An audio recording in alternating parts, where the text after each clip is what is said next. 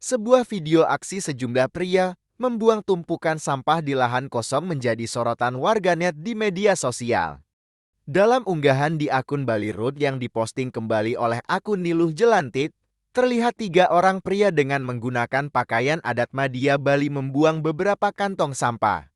Terlihat 3 pria itu secara serentak membuang kantong sampah itu ke sebuah lahan kosong yang berada di pinggir jalan raya. Video tersebut diduga direkam oleh seorang warga negara asing. Si perekam sempat mengucapkan kata good job yang dibalas dengan mengacungkan jari jempol oleh salah seorang pria dalam video tersebut. Tak disebutkan secara pasti kapan dan di mana lokasi pembuangan sampah itu terjadi. Namun, aksi tersebut mengundang beragam komentar warganet di media sosial. Warganet menyayangkan aksi warga yang membuang sampah sembarangan itu. Akan tetapi ada juga warganet menyebut bahwa sampah itu milik salah satu warga yang memiliki upacara adat.